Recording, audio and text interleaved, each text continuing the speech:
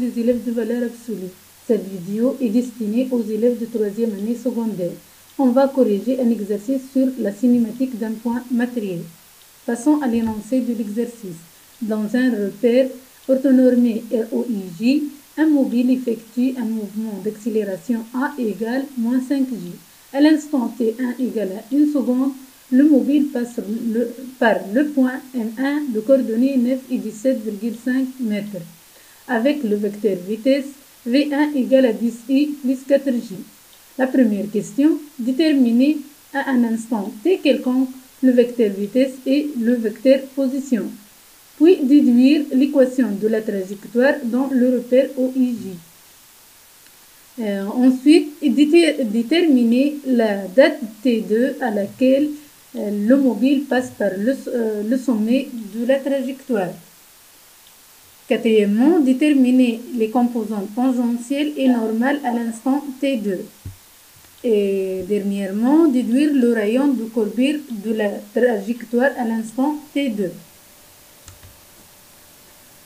Commençons par la question numéro 1. Déterminer à un instant T quelconque le vecteur vitesse et le vecteur position. On a, d'après les données de cet exercice, A égale moins 5J, c'est-à-dire que AX égale à 0 et AY égale à moins 5. Et de plus, on a à l'instant T1, le mobile passe par le point M1, c'est-à-dire que comme abscisse, on a X égale 9 et comme ordonnée, on a Y égale à 17,5 mètres. Et le vecteur vitesse, V1 égale 10I plus 4J, c'est-à-dire Vx égale 10 et Vy égale 4. On a A, c'est la dérivée de V sur dt, c'est-à-dire dérivée de Vx sur dt plus dérivée de Vy sur dt qui est égale moins 5J, c'est-à-dire que Vx, ou bien dérivée de Vx sur dt égale à 0, et dérivée de Vy sur dt égale moins 5. Or, on a V, c'est la primitive de A, c'est-à-dire Vx égale l'intégrale de Ax dt, qui est égale à une constante C1. Et Vy égale l'intégrale de Ay dt, qui est égale à moins 5t plus une constante C2. La primitive d'une constante est égale cette constante, exemple dans notre cas, 5, moins 5. Cette constante fois la variable, c'est-à-dire moins 5t. Et de plus, d'après les conditions initiales, on a Vx égale 10 à l'instant t égale à 1 seconde. C'est-à-dire que C1 égale à 10. Et on a à l'instant t égale à 1 seconde, Vy égale à 4, c'est-à-dire moins 5t plus C2 égale 4, c'est-à-dire que C2 égale à 9. Donc, notre vecteur vitesse, c'est A comme coordonnée, Vx égale à 10 et Vy égale à moins 5t plus 9. Passons au vecteur position. On a la dérivée du vecteur position par rapport au temps égale à V. Donc, notre vecteur position est égal à l'intégrale de V dt. Or, à l'instant t égale à 1 seconde, on a x égale à 9 et y égale à 17,5. Donc, x qui est égal à l'intégrale de Vx dt est égal à l'intégrale de 10 dt qui est égal à 10t plus une constante C3. Et y égale l'intégrale de Vy dt qui est égal à moins 5 sur 2 t au carré plus 9t plus C4. Pour t au carré, on a l'intégrale de x à la puissance n est égale à 1 sur n plus 1 fois x à la puissance n plus 1. Or, dans notre cas, n égale la 1. Donc, c'est comme ça, on a l'intégrale de moins 5t égale moins 5 demi sur moins 5 demi t au carré. Et pour, on a y égale à 17,5 et x égale à 9. Donc, la constante C3 est égale moins 1. Et la constante C4 égale 11. Tout en remplaçant la variable t par 1 dans cette expression. Passons maintenant à la question 2. Déduire l'équation de la trajectoire dans le repère OIJ. Toujours pour déterminer l'équation de la trajectoire, il faut exprimer t en fonction de x en première étape. Et dans notre cas, x égale à 10t moins 1, donc t égale à x plus 1 sur 10.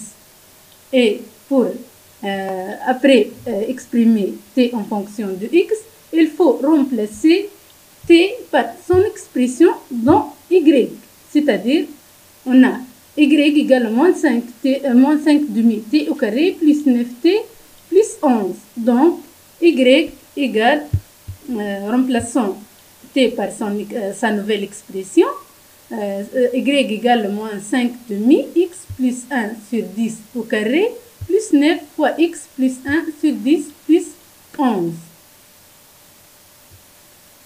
La question suivante, déterminer la date à laquelle le mobile passe par le sommet de la trajectoire. Le mobile passe par le sommet de la trajectoire, c'est-à-dire qu'on a un y maximal. Donc, pour déterminer cette date, il faut calculer la dérivée de y de x par rapport à x égale 0 et déterminer x à cet instant.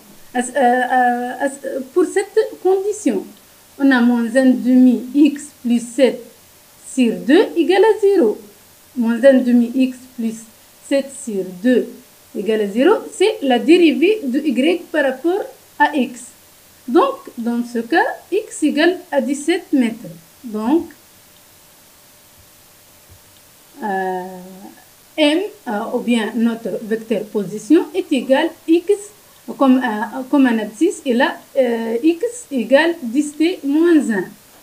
Or, on a au sommet x égale à 17 mètres. Donc, l'instant t égale 1,8 secondes.